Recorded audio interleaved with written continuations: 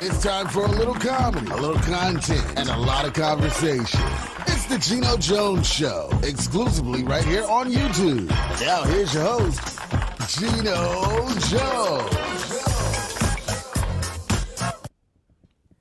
It's showtime. What's happening, everybody? Yes, you know what time it is. It is. No, it ain't Dame time. If you're an NBA basketball fan, Dame Dollar, Damian Lillard, superstar for the Portland Trail Blazers. He'll hit like a 40-foot jump shot, and they'll say, it's Dame time. No, it ain't Dame time. It's G time. It's time for the Geno Jones Show. I come to you live Monday through Friday, 6:30 p.m. Eastern, 5:30 p.m. Central, 3:30 p.m. on the West Coast. Please, I need you to subscribe to the Geno Jones channel. You and everybody you know, all your friends, family, foes, co-workers, church members, colleagues, club members, fraternity, sorority, brothers and sisters, all the men and women that you serve with, your fellow men and women in the military, strangers, folks you see on the subway, on the L, on the rapid transit line. In Chicago we got like the Metro train. It's like it's a cross between like Amtrak and it's like regional transportation. In Atlanta, they got MARTA. Out in Oakland, they got the BART. Bottom line is, anybody and everybody, or as Nelly would say, everybody you know, tell them to subscribe to the Geno Jones channel. And please watch, like, and share every episode of the Geno Jones Show. You will be so glad you did. All right, now, I heard a little sound effect. So this is live TV. There's so many things I love about live TV. One is like when you got a phone. So what I'm going to do here, first of all, today is Veterans Day. I'm going to mute my phone. Okay, got a thumbs up. I'm going to mute my phone. See, that's what I love about live TV. You can do this now. And because of the pandemic, you see all kind of crazy stuff. So don't forget to subscribe to the Geno Jones channel and go back and binge watch. After the show, if this is your first time maybe watching, second time, I've been on for about a year now. So I got some great episodes. Some of my guests, Jimmy Jam and Terry Lewis, Lettucey, Senator Cory Booker, Larry Dotson, former lead singer for the Barcades. He's got a solo career now. My man Chris Jasper from the Isley Brothers. I've had Aloe Black on the show. I've had Lenny Williams, Mr. Oh. Some great guests. My monologues have just been straight fire. I've been killing them. Social, political commentary. Just imagine if Arsenio Hall and Malcolm X got together and wrote a monologue. That's how I come at you in a lot of cases, because we are living in some perilous, dangerous times. Speaking of danger, let me just cut right to the chase today. Today is Veterans Day. Yesterday, happy birthday to the United States Marine Corps. Happy birthday to all the Marines out there. Hoorah! No, I'm not fronting. I got permission. I got a family member who's a master sergeant in the Marines. As a matter of fact, he is the military expert for the show. He'll be joining me on camera. He gave me permission. He said, okay, cuz, it's okay. You can go. I'm not trying to appropriate the culture. But happy birthday to the United States Marine Corps. Turned 246 yesterday. Today is Veterans Day. All jokes aside, I just want to say thank you to all the veterans of all the previous wars. Thank you for your sacrifice. Thank you for your service. Thank your family for their sacrifice. And I especially want to honor all those men and women, fallen soldiers who made the ultimate sacrifice and gave their lives so that people like me could stay here back home in America and enjoy our lives and tell jokes and be funny and entertain people on television and radio and be partying, dress up and act cool and try to look pretty and all that stuff, and just, shop and just enjoy life. But there's a price. They say freedom is not free. And there are many men and women in this country over the history of America's 200 plus years, almost 250 years of existence, that paid the ultimate price. So I just want to honor all those men and women, all their family. I want to take time to honor the men don't know about any women, but the men in my family who served in the military, starting off with my late grandfather, Conway Jones, he was in the Army. He was a veteran of World War I. My late father-in-law, Elbert Hill Sr., was a veteran of the Korean War. My cousin, Roy Gray, and his brother, the late Lonnie Gray, both Marines. My cousin, Kevin Betton in Chicago, another Marine. Kenny and Tyrone Duncan in Atlanta. My family cousins in Atlanta who were members of veterans of the Air Force. So, speaking of that, my guest on this Veterans Day, I want to get his perspective. I want to have him share some stories about, life in the military. He was a young man, right out of high school, went into the military. He is a retired master sergeant, because one thing I learned about Marines, there's no such thing as a former Marine. Once a Marine, always a Marine. They said, no, we're not former, we're just retired, but we're always a Marine, always on point, always ready to go. Retired Master Sergeant in the United States Marine. He is the official military expert for the Geno Jones Show. Returning to the show, yes, ladies and gentlemen, there he is. You see him on camera. I got his mic on. I want to bring to you Master Sergeant Roy Gray of the United States Marine Corps. Once again on this veteran. Yeah, there you go. Hoorah! I love the way y'all say. Man, it gets me. I don't know, cuz. I always said, back in the day, I thought I was a pretty boy. I liked the girls. But the truth is, I was playing sports. Actually, I played semi-pro right out of high school out in suburban Chicago. So I had a chance to, back in the day, like in the 80s, they used to have the NFL teams would have open tryouts to where if you were pretty good, if you thought you had game, come on out and try out. And I was playing for a semi-pro team out in Oak Park River Forest. For those watching, it's a suburb of Chicago. And of all teams, this team would be named the Cowboys. But I didn't care. I had my jersey, my number 88 jersey, and I was killing, man. I was killing the game. I came back for the second season. I was starting, and I got a chance to get a job in radio in Chicago. And I was like, I remember telling my teammates and the coaches, I said, man, dude, I love playing with y'all, but man, I got a chance to get a job, be on radio in Chicago. I'm out of here.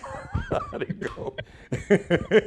and the rest was history. And then on top of it, because I had a chance to play pro baseball. There was so my grandfather, you all hear me talk about him. He had a friend of his, because he was retired. My grandfather lived to be 94, and he had an elderly friend of his who used to play in the Negro Leagues, and he would practice with us, and he was trying to refer me to some coaches, minor league teams, and he was trying to put me in touch with some people out in Southern California. So I'm saying probably the reason I really didn't think about the military, because I always wanted to be an entertainer on TV and radio, or play pro sports. And I had a chance to do both, and I chose radio. But that hoorah, I don't know, man, if y'all had hit me with that hoorah, I might have I don't know, I might have had to do like David Robinson. I'm like, hold on here, y'all. Let me go on and get with my hoorah brothers for, let me get about 4 years in, and after that, if they'll let me go, I'll go finish playing sports. But all jokes aside, I say this a lot, man. I thank you.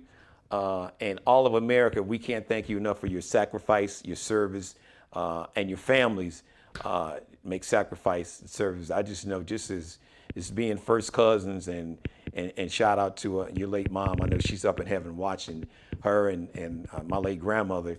They would always worry about you. I said, how's Sonny doing? They would, we always worry about how's he doing. So, the families, it's a lot for families, because you worry about your loved ones that are in the military. So I just want to say thank you for that. And just on this Veterans Day, man, I just want to kind of get you to reflect on what it was like being a veteran. So let's start off at the beginning, because you were young. Master Sergeant, if I'm correct, did you go right out of high school? Well, actually, I went to college for 1 year. Okay. And then after that, I went straight into the Marine Corps. So what was what is it that college wasn't providing for you, or what was the appeal to join the military? This is crazy. I didn't really, I was a good student in high school. When I got to college, I didn't have enough discipline to be a college student. And that's amazing. I didn't have enough discipline to be a college student. So I leave there and join the Marines. I'm like, I don't know how in the world I did this, but of course. So what made you? What was the incentive though? What was it? What inside of you was it? Was it a conversation you had with somebody in the family? Was it a friend? What was the spark, the trigger that made you say, I'm gonna try this Marine life thing, this military thing? This is exactly how it happened. My younger brother came home one day and he said, I joined the Marines. And I looked at him and I said, I'm going to go join tomorrow. Really? And the rest is history. So Lonnie, rest in peace, my cousin. We love you. We miss you. So Lonnie joined before you did? He sure did. Wow. He came home and he said, I joined the Marines today. And I said, okay, I'll go join tomorrow. Just like that. So I got to ask this, cuz I'm sorry, this is inside baseball, but you all indulge me. I know this is family. I'm learning something about my own family. So what did Cousin Rosalie when both of you all said, hey, we both go join the military? Now, here's another story. She knew that my younger brother had joined the Marines. Okay. He liked to run around a lot. So, she thought it was a good deal for him to join the Marines. She didn't know that I had joined. The recruiter called the house and for me. And my mother said, no, you want my other son. And he said, no, I want to talk to Roy. So that's how she found out. Wow. And she wasn't about it either. So, I could have. That's why I asked you that question, because I know Cousin Rosalie, so I know I can hear her now. Wow. She was not that happy about it, but it was a done deal. It's too late then. Yeah. You raised your right hand and taking that oath, and it was a done deal. Wow. Oh yeah.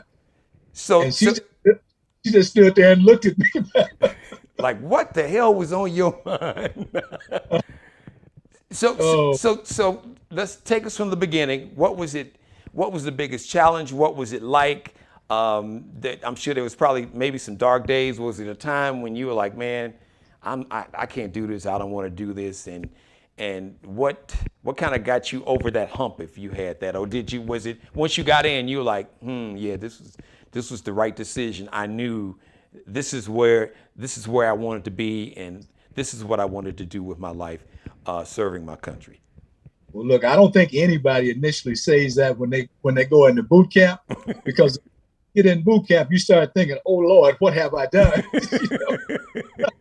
Yeah, people yelling and cussing and screaming at you, waking you up at 6, 5 in the morning, whatever, man. Yeah. You ask yourself, oh Lord, what have I done? And you were what? How old were you? 18, 19? I was 20. I was 20. Wow. So they take you in there, and of course it's nighttime, and they keep you up forever because you have to shave and everything, shave all your hair off and take a shower and do all kind of crazy stuff, and people are yelling at you and you're running around. And they put you under a lot of stress right away, because if you can't handle the stress, well, you're not going to do any good in combat. Okay. So you're under so much stress, and most people have never been under that much stress. We actually had people who thought that they had gone blind. Really? Oh yeah. Wow. We had some guys says, I can't see, I'm blind, and this is all from the stress that you're being put under. Wow. But you can't laugh about anything when you're there either. So they told a blind guy, go sit in the corner over there. We'll take care of you later. Wow, Cole. I guess they sent his ass home. He probably didn't stay too long. No. Oh, he stuck? They made it? Oh yeah, he made it through boot camp because I remember at the end of boot camp, the drill instructor said, "Hey, do y'all remember this blind guy over here?" His vision came back, and look, here he is. He's a soldier now. Yeah. So it was stress, and when you Wow. come in, you're also supposed to tell them if you have any kind of medical conditions. Okay. So we're standing in a room, and this guy pulls out an inhaler for asthma. And the drill instructor takes it out of his hands and he says, "What is that?" And the guy says, "I have asthma." So he took it and threw it and broke it. He says, "You don't have asthma anymore." Just like that, So they did a lot of crazy stuff, man. Wow. And you don't know which way to turn because you're scared, first of all, because you got all these big guys screaming at you. And I mean, you managed, most people got through it. There's a few that didn't, but the majority of the people do. Yeah. So this was in the 70s, right? Yeah, 74. So were there a lot of women in the military? Now, did women go through boot camp? Did they have separate boot camp? How did that work then? They have a separate boot camp, which was in South Carolina. Okay. They go for a separate boot camp than we do. But now, let me tell you another story. In boot camp, they teach you close combat. So they take you out here, and there's this giant teaching close combat. And he tells you, whatever you do, don't fall asleep in my class. He said, because if you do, I'm going to demonstrate on you. And the guy sitting right in front of him, he nodded one time. Wow. And he put him up on stage. And at the time, we were learning how to choke people out with a rubber hose or any kind of item, So he takes that rubber hose and he's choking this guy so hard, it looked like his neck disappeared. Oh my God. And when he passes out, he drops him on the floor. And then he says, "Is anybody else sleepy?" I couldn't sleep for 3 days after that. I could imagine. I'm assuming, I'm hoping that he revived the dude or somebody revived him. No, he just let him lay there for a few minutes. He finally woke up. So, jeez, woo. So it's a lot of stress when you first get there and you're scared and you don't know what to do, But eventually, you learn and you're able to cope with the things that are going on there because you have to. You have no choice. Now I got to ask you because I'm thinking, wow, these stories sound outrageous. But now we're talking about, you said 74. So I could imagine being a young black man, and for the young black man, I mean, racism is institutionalized. So I can imagine in the 70s, it had to be pretty bad. I'm sure, I'll ask you about what do you think the state of the military and how prevalent is racism still in the military, because racism is institutionalized, it's in every institution. But in 74, how did you navigate that? I know it had to be, I'm sure you got some stories about that. Well, I really, as a young man, I really didn't know what racism was until I became a Marine. Wow. Like when you would go to eat breakfast, it was like being in prison. You had blacks on one side, whites on one side, Mexicans on the other side, and then the other people were sitting on the other side over there. So we were separate. Wow. And it was, and I mean, it was. Now, did you guys self-segregate, or did the military, did they intentionally segregate you guys? No. People did that on their own. Self-segregated, okay. Because I first went in, I mean, you had to hate somebody to be a Marine, man. And it was crazy, And I experienced a lot of racism, people calling me names and different things. But I chose not to respond to that kind of stuff. Okay. That's not my name, so I'm not going to respond to it. And I think that really messed them up a lot by me not responding to what they were saying, because what they're trying to do is get a reaction out of you. Right. So I just ignored them and pretended like I didn't hear them. Right. Taking notes all the time. I love it. And I'll never forget. And see, this is why it's so important for you to work hard as a minority person. I just didn't pay attention to that stuff. I just worked hard. So when it came time for someone to be promoted, they put me up for promotion. We almost had a riot in the shop where I worked at, man. Really? They couldn't believe that they promoted me. But see, at that time, you had to go before 3 promotion boards in order to get promoted. So I went before all these and got promoted. Oh, they were so mad. And I told them, what you should do is ask yourself why they didn't put you in for a promotion. You know? I love it. I love it. I love it. It looks like, so Master Sergeant Roy Gray looks like he's joining us. I don't see him on camera yet, but I hear him. He should be joining us soon. My next guest is, he is a retired Marine also. He is now the chief for the Phoenix, Illinois Fire Department. There he is. Kevin Bedden, say hello to retired Master Sergeant Roy Gray, 2 Chicago brothers, South Side of Chicago. What's happening? And family. How y'all doing? What's going on? How you doing, man? Thank you for joining us. So, listen. So Kevin, or Chief Bedden there, Master Sergeant was talking about. Now he went into the Marines in '74, and 74. he was just talking about the racism that he had to deal with. You told us an interesting story about how he got started. So if you don't mind, first of all, let me thank you for your service, your sacrifice and your service. And second of all, so how did you wind up in the Marines? What's your story? What was, what was your incentive? Was it something that you had always wanted to do? What led to that decision, and how young were you when you first joined the military? Well, first, let me thank Master Sergeant for his service. I always pay tribute to the people who go before me, because I understand that I stand on their shoulders. So I know he had to experience stuff that I did not have to experience. And so I appreciate that, and I thank you for that, sir. So thank you for your service. Thank you. Okay. I joined September 1st, 1988, is when I joined the Marine Corps. In my home,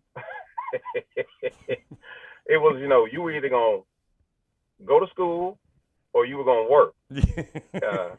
You had to do one or the other, and you had to figure it out fast. Right. Like, really, you probably had to already have it figured out, really. Ain't no figuring it out on the fly. You better know what you're going to do, or somebody will make a decision for you. Yeah, they were going to push you in a direction to help motivate you. Yes, absolutely. So I went to college, wasn't really clicking right for me, and I was doing some stuff. And actually, my recruiter stayed across the street from me. He stayed down the block from me on 107th Street. Wow. And he came up to me one day and he just looked at me and he said, "You ready?" He said, "You tired of doing this?" I said, "Yeah, I'm ready." And we sat down and we talked and we went over a whole bunch of stuff. And I signed September 1, '88. Now, the funny part about this is my MOS was 2542, comm center operator. My MOS didn't open up until 1989. So I went to what was called a CAT-P program. And it was held at Glenview Naval Air Base. And I was under Gunnery Sergeant Brian Hampton. And so I would go out there like a reservist. I'd have to go, 1 weekend a month. They just sent me out there. They told me how to get to Glenview. I don't think at that time in my life, I'd ever been that far north. I guess so, because I'd been to Great America. But, on my own, just driving, I was like, man, where we at? I went out there and I had a blast. I enjoyed it. So I went to boot camp in '89. I actually graduated number 1 in my platoon. I was the guide. And this was in back at the time when only the guide would graduate in dress blues. So it was I had a fantastic time in the Marine Corps. How long were you in the Marines? I do have a funny story. Yeah, I went from '88 to '96. Okay. Between active duty time and reserve time, from '88 to '96. And what was the main job you had? What was the main job you had as a Marine? I was what they called in the rear with the gear. So translate that for us, for those of us who didn't go. I did base comm. So you know how you see the movies on TV where the people have the top secret clearance and you got to have the 2 keys and the message comes in and you got to go with the key. Okay, we're going to open it. Okay, let's see if it's authentic. Yeah, it's authentic. And you got to recite this code. You got to recite. That's what I used to do. Okay. I honestly felt like I was a glorified mailman. But working in base communication. Second, man, let me cut you off for a second. Do you know I was a 2521, which was a comm chief. I didn't work in the comm. Yeah, you know, same thing. You know, never worked in the comm center. I was always in the field. Now, this is a funny story. Now, this was my recruiter. We were talking, and he's like, "So, hey, what do you want to do?" And I said, "Hey, whatever I do, I don't want to be around a bunch of guys all the time. I just don't want to do that." He told me at the time, he said, "You either gonna go to California for communications, or you're going to Texas for the medical field." Yeah. And I said, "Oh, Chicago kid, send me out to Cali. Send me to Cali." That's how I wound up in California. Now, what part of California were you in? Well, you start at MCRD in San Diego. Okay. San Diego. Yeah, Hollywood Marine, baby. You do a little time at Camp Pendleton. Then I spent some time in the Stumps, 29 Palms, which is Southern California, out there by the desert. So that's when I was in California. But I know you all were talking about racism and things like that. So again, I thank you, Master Sergeant. I never really experienced too much of it when I was in boot camp, but I do have a funny story because I was the guy, and there were only a few. All the blacks were either from Chicago or Detroit. Yeah. Everybody else was. The blacks were either from Chicago or Detroit, and so this guy comes up to me. He was from like Minnesota, Bemidji, Minnesota, or someplace. And he says, "Can I talk to you for a second?" I'm like, "Sure, what's going on?" He said, "I've never met anybody like you." He said, I didn't think you were going to be like this. And I was like, "Well, be like what? What are you talking about?" He said, "Well, I've never met any black people before." I said, "So what did you think I was going to be? What was your..." Literally what he said to me. He thought I was either going to be Jimmy Walker from Good Times. I figured that. Or George Jefferson from the Jeffersons. He thought you was going to be... He figured... Yeah, he thought I was going to be Kid Dynamite. Or shuffling like... Hilarious. Oh, Lord.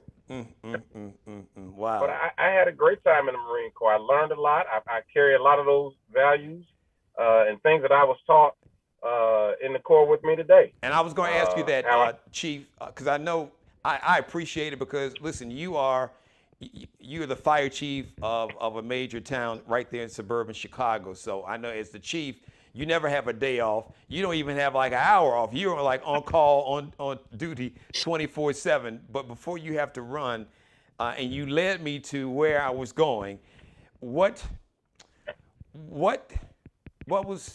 did you take from your service as a Marine that benefited you the most in your civilian life? How did, or is it something that happened or you learned or developed as a Marine that really turned your life around or has made the biggest difference for you as a civilian? I would say, now my first heroes, of course, was my grandfather. My grandfather was my first. My grandfather and my grandmother were, the pillars of the family, so I knew hard work. I was never afraid of hard work or anything like that. My Uncle George had always taught me before I got into the Marines about punctuality and being, if you early, you're on time. If you're on time, you're late. And if you're late, don't even show up.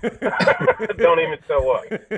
So I was always for that. But I really did enjoy the discipline, the structure, and it gave me direction. It gave me focus. Okay. When I was 20, I didn't have a lot. I wasn't sure. I had no clue what I wanted to do. And I had no focus. You sound like Master Sergeant. He just said the same thing. I was just out here wilding. And I didn't, you grow up in a household, and you see how stuff works, but you really don't have a clue till you're really out there on your own. Right. That was my first, like a lot of people in the Marines or that I know, it was my first time ever on an airplane. Wow. You know, that flight out to San Diego was my first flight because every place we went, you know, we were from the South. We drove everywhere. You know, we pick up and drive to Alabama like it's nothing. Like we going to the corner store. Like, come on, get in the car. We're about to go to Alabama. You know, really? All right, let's go. So, but the discipline and the structure, and how to be a leader. Actually, how to be a leader. What makes a good leader? I remember when I became the guy of the platoon, I didn't want it. I got it in the second phase of boot camp, like 2 weeks, maybe 3 weeks in the second phase of boot camp. And I had seen so many, we had so many guys before that had gotten fired, had done something, get fired, anything. And then the drill instructors are just yelling at you and it's like, dude, what happened? What did you do? You know, so I used to watch that and I remember my grandfather always taught me this, and I applied this when I was in the Marine Corps. He told me ignorance costs. He said it costs to be stupid. You know, he said, so you got to watch people. When you see successful people doing stuff, you watch them. You watch what they do, and then you mimic what they do. You copy what they do. You only pay a person one time to do something, and you sit there and watch them, and then after that, you should be able to do it yourself. So I would watch what the other leaders would do and say, yeah, that's not a good idea. That's not a good leadership style. Or, yeah, that's going to get you fired. Or, you know, so I always watch folks and say, okay, I can do this. You know, and once I got it, I said, oh, I can do this. And I've carried that with me. You know, so I try to be a good leader. And what makes and I learned that. Let me ask you. Let me jump in and ask you. What makes a good leader? I think that's important. Share that with the viewers. I'm sure a lot of people could learn something. What makes a good leader? The first thing that makes a good leader is being a good follower. Is being a good listener. You know, you have to have a direction that you want to go in. You have to make your expectations known to your members. Hey, this is what we want to do. This is where we're going. So everyone's on the same page. So it's not just, oh, nobody knows what's happening. But you also have to be able to, if someone comes up with a suggestion, you have to be open to that suggestion because Master Sergeant showed me a different way, and it could be a better way. You know, I always tell folks in the firehouse, some of us come through the front door, some of us come through the back door, but we all wind up in the same spot in the kitchen. We took different roads to get here, but we still here. And not that any of those roads were wrong, you know, they all lead us here, so there's many ways to do stuff. And sometimes people can help you, a lot of times people can help you do stuff to say, hey, all right, this is a better way to do this. And you have to be willing to take that advice and be open to that as a leader, not just say, no, it's my way, we want to do this, because you'll lose the members like that, and you'll miss out on a lot of great ideas of advancement that you could have done just by listening to somebody else. I think that's some great advice. I don't know it all. I think that's some great advice. I tell people all the time. Mm-hmm. I think that's some great advice. Chief Benton, I know you got to run. Thank you once again. Thank you for your service and sacrifice. Happy birthday to the Marines. Before you get out of here, is there anything else you want to share with you? Because I know it's a brotherhood. I mean, you guys we all are family and connected in a way, real family. But I know you, as Marines, you guys have a special bond. So is there anything you want to say to Master Sergeant Gray before you get out of here? I will tell Master Sergeant Gray this. One of my mottos is, and this is something I've learned, all that I am, I owe. I live eternally in the red. What that means is there are people such as Master Sergeant Gray who've gone before me, who blazed the path for me to do things and reach heights that I never could have reached, never would have thought that I could reach. And I appreciate him and his service because he opened the door for me to get where I am. So I have a debt that I'm eternally trying to pay that I'll never be able to pay. So I continually live in service. So I thank you, Master Sergeant Gray. Because I know there's stuff that happened to you that didn't happen to me. I'm 100% sure of that. But that's because you went in front. So I appreciate that. I will stand on your shoulders proudly, sir, and I will continue to try to make you proud. Thank you. Thank you. Well, Chief Benton, listen, you make us proud. You make me proud. Thank you for taking. This means a lot to me because I know how busy you are. Like I said, you got a whole town. You got to keep your eye on it. Family first. Family first. And family listen, first. My prayers go out to you and the rest of the family. Rest in peace, power in paradise to Aunt Shirley. We'll be talking soon. Thank you. Thank you, man. All right. Take care. Master Sergeant, I just wanted to get Chief Chief Bednar, because I know he's got to run. You know, when you're the fire chief, like I said, I have a friend that's a police chief for a major city, and we joke. It's like, you don't have an off day. He's like, man, I don't have an off day. So I want you to talk. I want you to talk about your journey. I don't know when you became. Tell us, like, at what point in your career did you become Master Sergeant, and how many Master Sergeants were they in the Marines who were African American at that time? Because I'm sure, just like Chief Benton said, you paved the way for a lot of people that came behind you. So you took a lot of the slings and arrows, you took a lot of the bullets, a lot of the hits, a lot of the getting cussed out.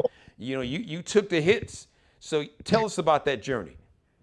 Well, you know, those that came before me, you know, they paved the way for me, and they because one day I was in the store on the base and I was complaining about something, and this old black Marine told me, he said, you know, there was a time when you couldn't even come in this store. Wow. So he set me straight right away. Yeah. Wow. I'm sure. How did that had to hit you different? Did it hit you in that moment and you realized, like, wow, I got to have a sense of gratitude, because, man, this brother, now he may have been that same dude. And remember, it's like, man, there was a time I couldn't even bring my black ass in his store. And probably said it just like that, too. Because, you know, the Marines were the last branch of service to allow blacks in. Oh, they were. And the black Marines trained on a separate base. It was called Camp Johnson. And eventually they brought the blacks and the whites together because, you know, the blacks were outperforming other people. So that didn't look right. So they had to bring us all together. that is the story of black. Okay. That is the story of black people in America. It just, I mean, we hear, you know, we've had everything done to us. I mean, slavery, rape, murder, Jim Crow laws, segregation, white supremacy, white nationalism, everything done to us, and we excel. Not to mention just the whole journey from West Africa, the Middle Passage, being in these slave ships, having other, you know, enslaved people. You know, here we are, our ancestors that had, the ones that survived, they were laying in the hulls of slave ships next to other fellow Africans that were dead or diseased, and somehow they survived 6 months of a journey in the middle of you know, waste, human, you know, feces and disease and death. How do you survive that? That just goes to show you how resilient and how strong we are as a people, Master Sergeant. And we take, they say we take lemons and turn it into lemonade. Because you look at the Tuskegee Airmen. Yes. That they went through, but those guys were some of the greatest pilots ever, anywhere, you know. In spite of all the stuff that they did to them, they still managed to come out on top, you know. And that's why I say that black people are special, and people just don't want to recognize that, because of all the stuff that we've been through, we still managed to come out on top anyway, you know, regardless. So how long did it take you to become a Master Sergeant? Was that always a goal of yours? And no, what was that journey like? Look, I never thought about being a Master Sergeant. I thought about being a gunnery sergeant, which is one step down. Okay. Well, if I make it to that, you know, that's good enough. Well, I made it a little bit farther. Yeah, you did.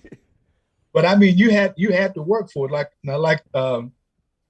the other gentleman said, you have to work hard. I had already been taught to work hard by my parents. So when I got there, no matter what happened, I continued to work the same way. And I don't care what color you are.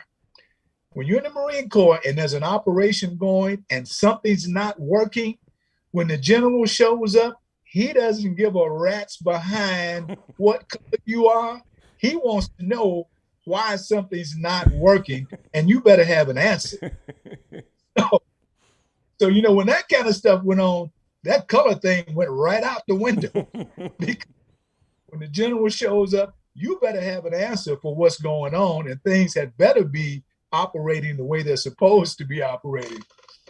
So that's why that hard work really pays off. Yeah. And that's what I did all the time. No matter what they did, no matter what they said, I continued to work the same way.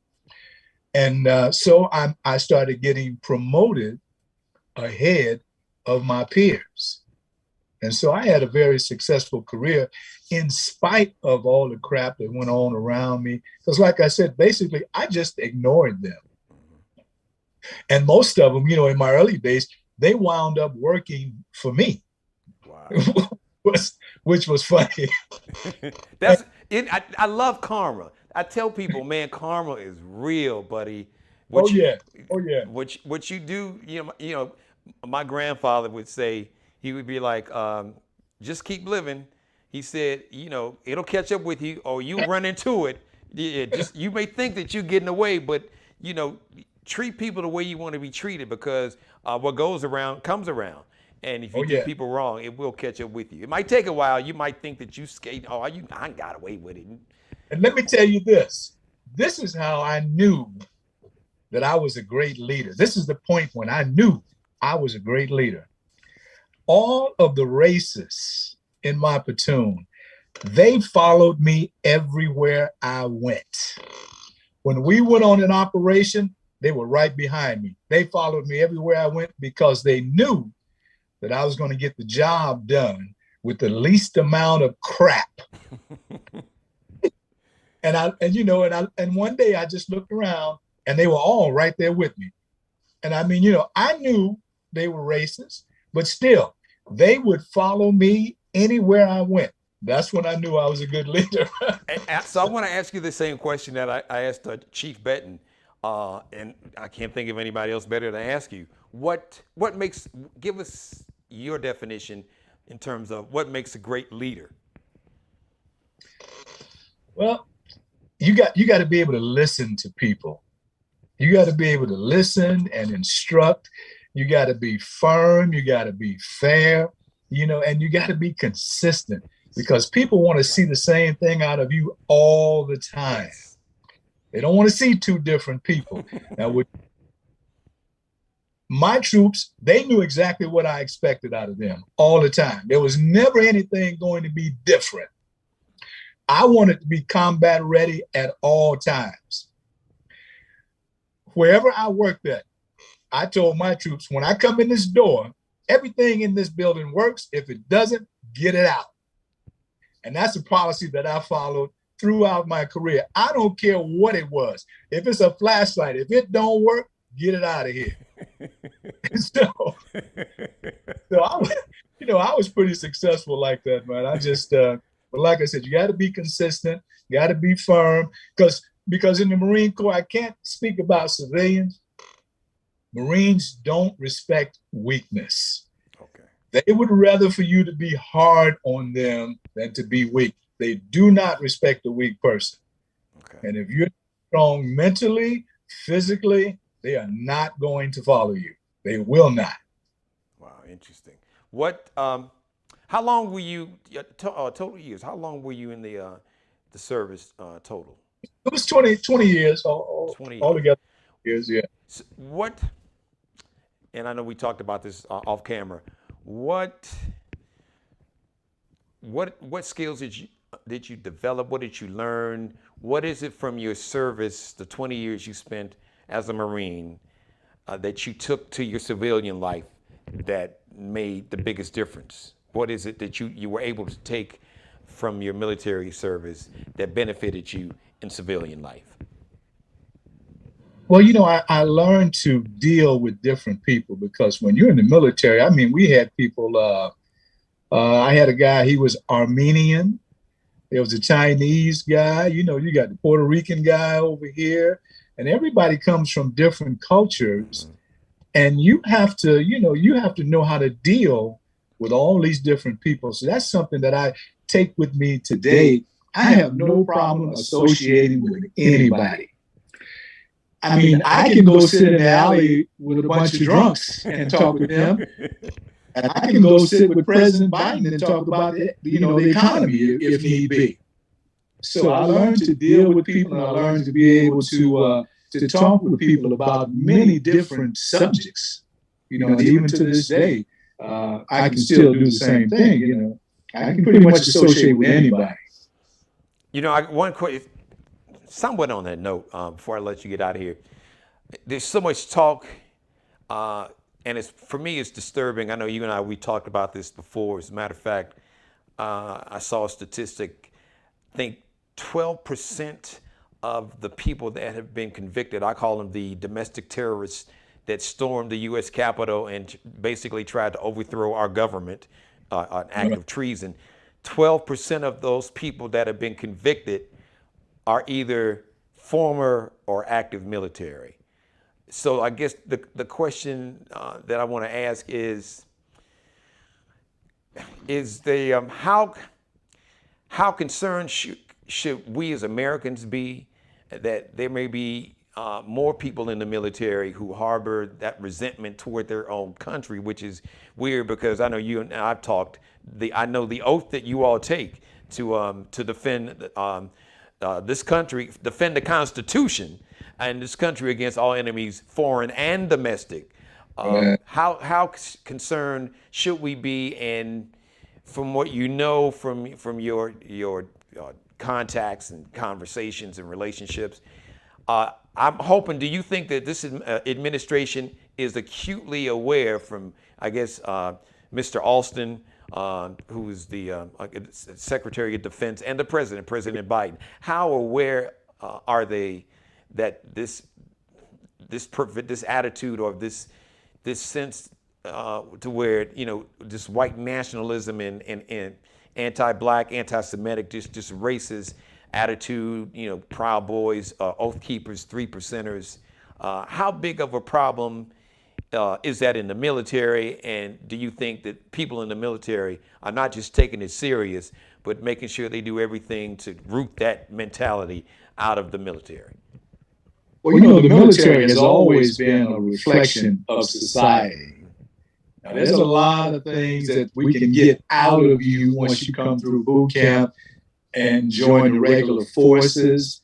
But there's some things that are going to stay with you. Yes, there are people in the military who are racist, and they're going to continue to be. But there's always somebody standing in the gap to stop that kind of stuff. Okay.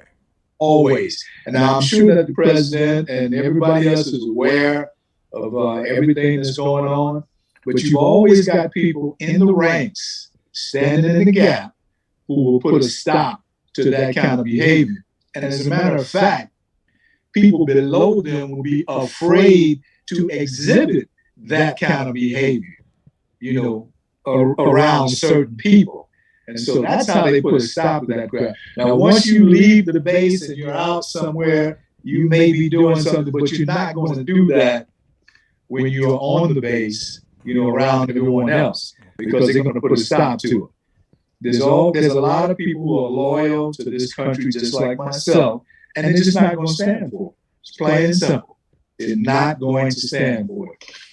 Master Sergeant, thank you for your service and sacrifice. Before I let you go, if there's any message that you want to send to your fellow brothers and sisters, fellow veterans, active duty, or just a message you want to send us to us civilians who are truly grateful and honored I'm honored to have you as a family member. It's especially an honor for me to have you, to be able to look at you and people like Kevin and my grandfather, my late father-in-law, and my late cousin, your brother, to say that, hey, listen, you know, these men and women, you know, these men, you know, they made a difference. You know, they allowed me to have this wonderful life and to do all this fun stuff, you know, on camera and you know, on TV and on radio and do stand up and all that other stuff. You know, but it's people like you that allowed me to be able to be carefree, and it was standing in the gap, as you say, or the breach, to make sure that I could do what I want to do. Is anything you want to say to your fellow veterans out there? Well, you know what, I'm going to close with two things, and this is for the civilian community. You can never repay a veteran for what he or she has done. You cannot. You just cannot repay him. Number two, while you are sleeping, there's always somebody standing guard at the gate. I love it. Always standing guard at the gate while you are sleeping. So you need to remember that. There's always somebody standing guard. That's all I got to say. All right. Master Sergeant Roy Gray, retired Marines. Hurrah! Thank you for your service, sacrifice. Oh. Enjoy the rest of your Veterans Day. Enjoy your weekend, and we'll be talking to you soon. All right, man. Thank you. See you later. Really honored to be able to have both of them on the show. Once again, I can't thank the veterans enough. I'll never, of course, we'll never be able to repay you, but I hope that expressing the appreciation and gratitude for the sacrifice and the service that you have given our country, I hope you know it's very heartfelt, and we thank God for you. Thank you for letting me be a part of your life. As always, God bless each and every one of you, God, most of all. Thank you for letting me do the Geno Jones Show. I come to you live Monday through Friday, 6:30 p.m. Eastern, 5:30 p.m. Central, 3:30 p.m. on the West Coast. Please subscribe to the Geno Jones channel and tell everybody, or as my man Nelly would say, everybody you know, to subscribe to the Geno Jones channel. Please share this and every episode and like every episode. Once again, happy Veterans Day. Thank you. We just can't thank you enough for your sacrifice, your service. Thank you to retired Master Sergeant, United States Marine Corps, Roy Gray, and retired Marine now, the Fire Chief for the town of Phoenix, Illinois, Fire Chief Kevin Benton. Thank you both for being a guest on the show. Tomorrow, Friday. Now let me do it right. Friday. I know the calendar says Friday. I say Friday. It'll be Friday edition of the Geno Show, 6:30 p.m. and until tomorrow, or in the meantime, until tomorrow, it all comes out at one time. I just got one more thing to say. As always, please be blessed, and thanks for watching. Subscribe and tune in to the next episode of the Geno Jones Show, exclusively right here on YouTube.